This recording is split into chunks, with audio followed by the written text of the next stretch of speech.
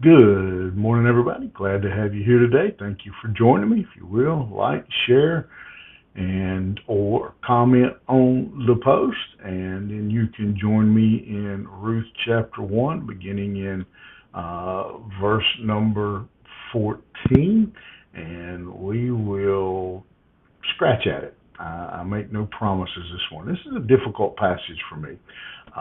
And part of the reason it's difficult is not so much the passage, but as I have studied for it, the multiple opinions of what happens here. In verse 14, we begin, or we're already kind of in the process of Naomi is returning back to her homeland, the land of Israel, the people, the Jewish people.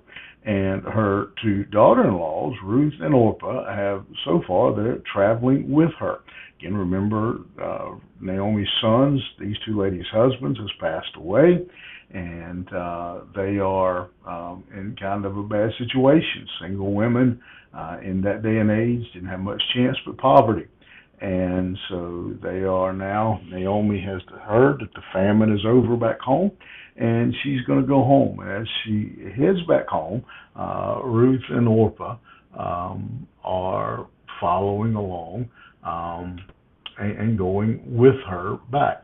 And as they travel, Naomi eventually says to them, she think, whatever happened, but she tells them, listen, girls, going back home, go back to your land, you're going to get, you're going with me, you're going to get there, and you're just going to be, again, you're still going to be single women. I don't have any more sons for you to marry.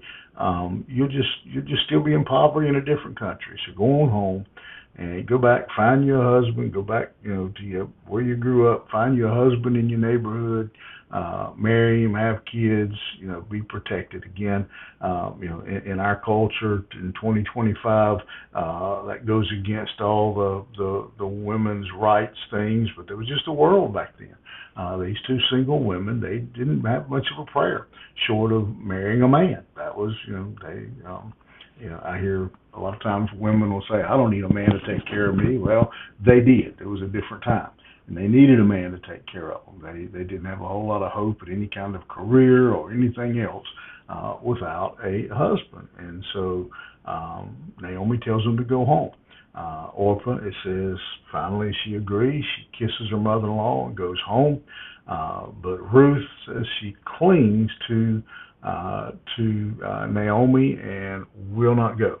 Naomi reminds her again, listen, your sister-in-laws went back, and you need to go back. And then Ruth, that wonderful phrase that often shows up in weddings when Ruth says, do not urge me, don't encourage me, don't lead me, to leave.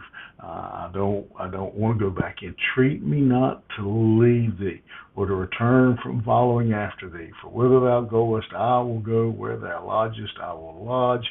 Thy people shall be my people, and thy God my God.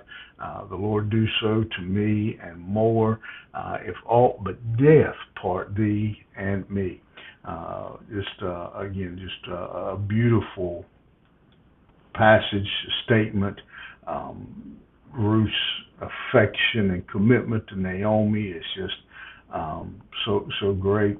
And people have taken a couple of different positions here about what's happening. And I don't know, I can't, I really, it's hard to say exactly. Some have really thrown Naomi under the bus for sending Orpah back to the Moabites, sending her back to a land. In fact, she even says it, and I actually just noticed it really as I was reading it this time. In verse 15 says, "See, your sister-in-law has gone back to her people and to her gods, little g, gods." And so Naomi knows Orpah is going back to a false religion, to a paganistic religion, and urges Ruth to do the same. And so some have really come down pretty hard on Naomi for that. That not only should have not sent them back to the Moabites, but she should actually have been encouraging them to come with her, where they would be exposed to the God of Israel, where they would hear about the true God. Others, when they read this passage, don't really spiritualize it at all. They just see, three women, mother-in-law, two daughter-in-laws,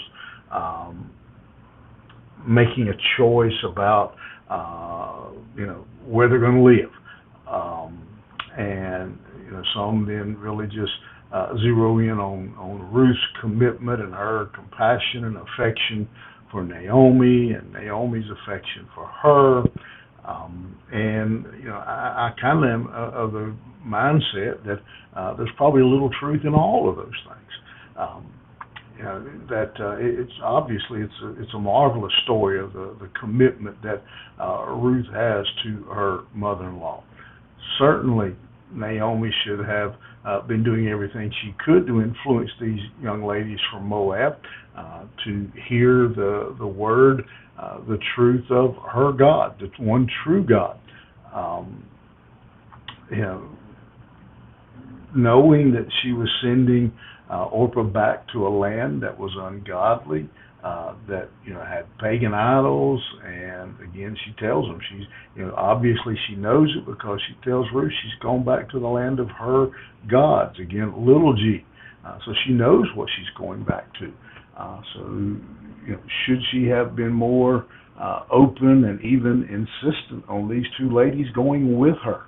I think you can make a strong case for that. So again, as I look at kind of some of the different ways people approach this, almost all of them are either you have to pick one.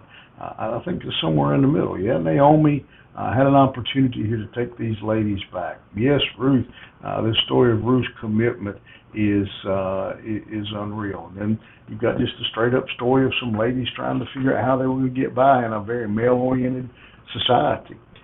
But I don't think we can avoid the fact of the responsibility that Naomi had to these two women, of doing what she could to expose them to the truth. As I look at that and I think about it, I hear parents sometimes make statements like, well, I don't want to force God on them, I don't want to force my religion on them, let them make up their own mind. But then they'll turn around and force them to eat green beans, or they'll force them to go to the doctor, or force them to go to the school. Why can't we take our children to church? Why can't we expose them? We wouldn't put them out in the yard and let them choose between a rattlesnake and a bunny rabbit. We don't give them those kinds of choices.